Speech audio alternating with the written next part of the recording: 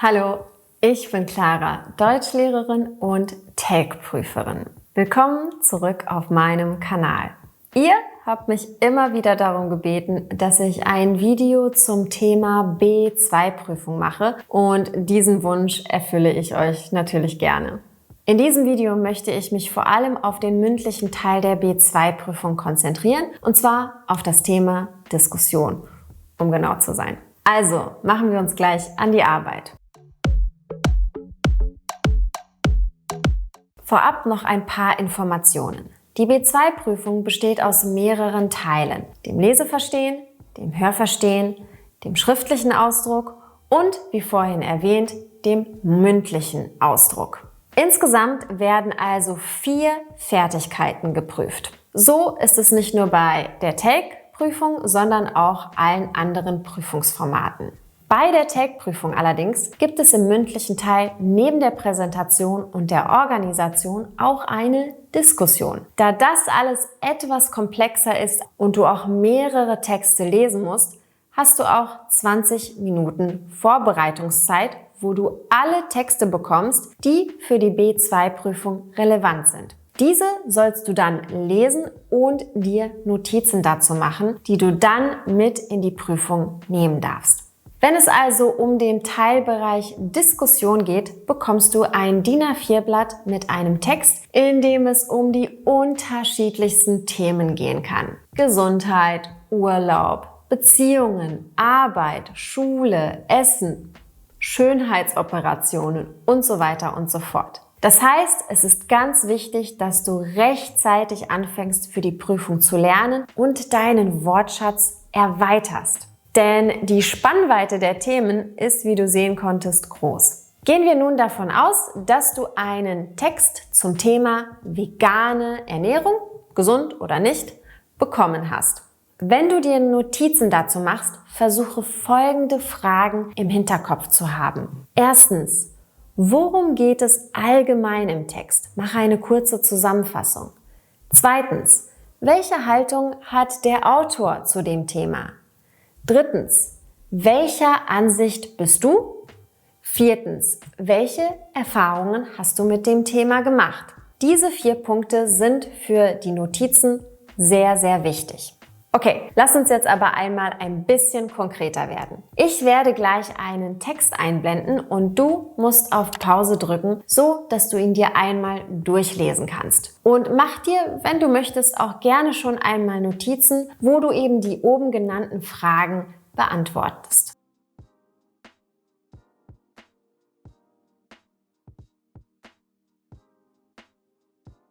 Wunderbar. Bist du soweit? Dann können wir jetzt über die Redemittel sprechen. Starten wir mit der Zusammenfassung. Also Punkt 1. Worum geht es in dem Text? Ein typischer Satz, um eine Zusammenfassung zu beginnen, wäre: In dem Text geht es um plus Akkusativ. Oder der Text handelt von, Achtung, plus Dativ. Beispiel: In dem Text geht es um das Thema vegane Ernährung und um die Frage, ob rein pflanzliche Produkte auch immer so gesund sind. Mehr brauchst du auch nicht dazu zu sagen. Die Einleitung soll einfach nur dich und deinen Gesprächspartner an die bevorstehende Gesprächssituation heranführen. Hier könntest du für Extrapunkte noch die Meinung des Autors hinzufügen. Ist dieser neutral, positiv oder negativ zu dem Thema eingestellt? Nun kannst du zu deiner Argumentation übergehen. Hier ist es vor allem wichtig, dass du nicht nur deine Argumente in einem Monolog aufzählst, sondern aktiv auch deinen Gesprächspartner nach seiner Meinung fragst. Und so eben eine Diskussion entstehen kann, was ja die Aufgabenstellung ist. Wichtige Redemittel sind, und diese unterteilen wir in Kategorien, folgende. Erstens, Meinung äußern.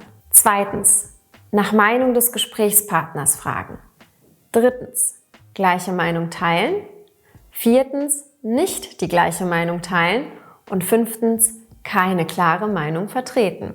Wenn du also deine Meinung äußern möchtest, kannst du so starten. Meiner Meinung nach, danach folgt ein Verb und ein Weil-Satz. Oder meiner Ansicht nach. Auch hier folgt dann das Verb und ein weil oder ein denn-Satz. Eine einfachere Variante ist ich denke oder ich finde oder ich glaube. Diese Redemittel kannst du wunderbar verwenden, um deine Meinung zu äußern.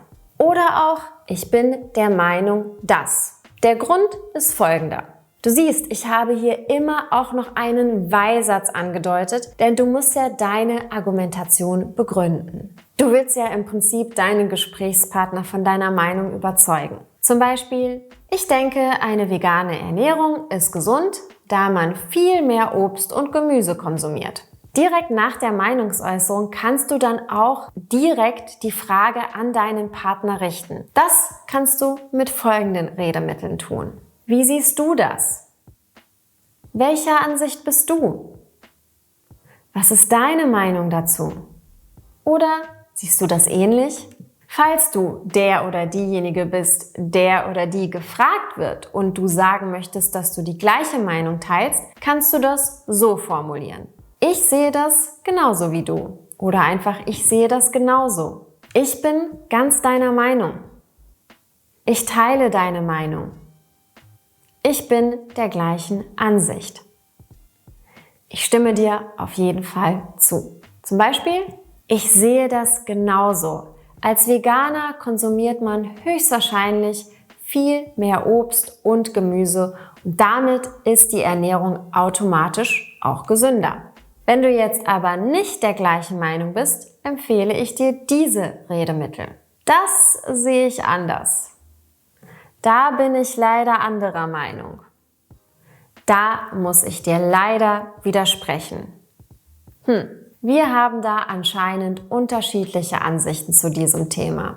Ich denke, wenn du anderer Ansicht bist, wäre es an dieser Stelle auch nochmal ideal, wenn du das natürlich begründest. Zum Beispiel, ich sehe das anders. Meiner Meinung nach sollte jeder das essen, was ihm oder ihr gut tut, ohne Lebensmittelgruppen auszuschließen. Vegane Speisen können häufig auch sehr viel Zucker enthalten und das ist dann alles andere als gesund. Und der vorletzte Punkt, wenn du ausdrücken möchtest, dass du einem Argument nur zu 50% zustimmst, dann stehen dir unter anderem diese Ausdrücke zur Verfügung. Einerseits verstehe ich deinen Standpunkt, andererseits denke ich aber das. Oder ich bin da geteilter Meinung. Auf der einen Seite oder einerseits denke ich, dass es gesund ist, auf Fleisch zu verzichten. Auf der anderen Seite oder andererseits denke ich aber, dass es auch ausreichen würde, wenn man den Fleischkonsum einfach nur reduziert. Man muss nicht gleich zum Veganer oder Vegetarier werden, um gesund zu leben. Und nun kommen wir zu den Redemitteln zum letzten Punkt, nämlich den eigenen Erfahrungen. Und mit den eigenen Erfahrungen zum Thema beenden wir dann auch die Diskussion.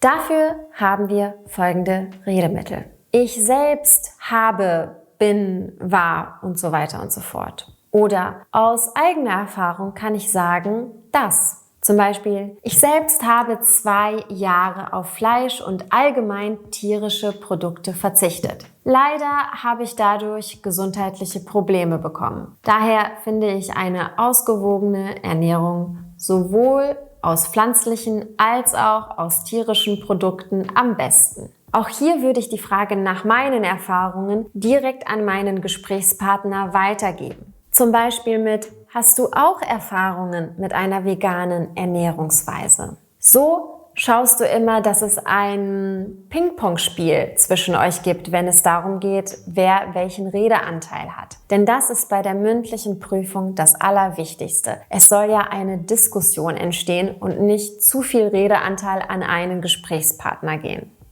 So, damit haben wir alle Redemittel für die Diskussion in der B2-Prüfung gesammelt und besprochen. Zusammenfassend möchte ich dir aber noch die folgenden Tipps mit auf den Weg geben. Punkt Nummer 1. Starte früh mit der Vorbereitung. Lies viel und mach dich in den unterschiedlichsten Themenbereichen schlau, denn so erweiterst du deinen Wortschatz. 2. Nutze die Vorbereitungszeit vor der Prüfung, um dir gute Notizen zu machen. Diese helfen dir, deine Gedanken zu strukturieren und behalte dabei auch immer die Fragen im Kopf, die ich dir am Anfang des Videos gestellt habe. Drittens, wenn du in der Prüfung sitzt und deine Notizen vor dir hast, schaue immer nur kurz drauf und dann direkt wieder zu deinem Gesprächspartner. Denn es ist nicht Sinn der Sache, die Notizen abzulesen. Das gibt Punktabzüge.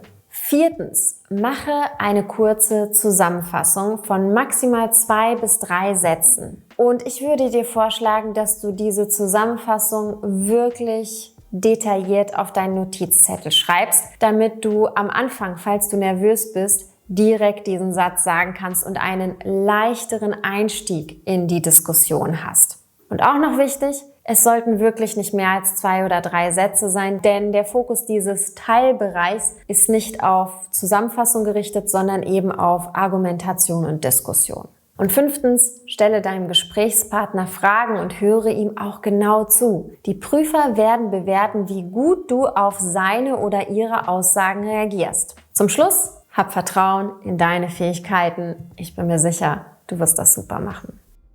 Und nun wünsche ich dir viel Erfolg bei der Vorbereitung auf deine mündliche Prüfung. Ich würde mich wie immer darüber freuen, wenn du mein Video likest, mir folgst und auch meinen Kanal abonnierst, damit du keins meiner Videos verpasst. Bis zum nächsten Mal.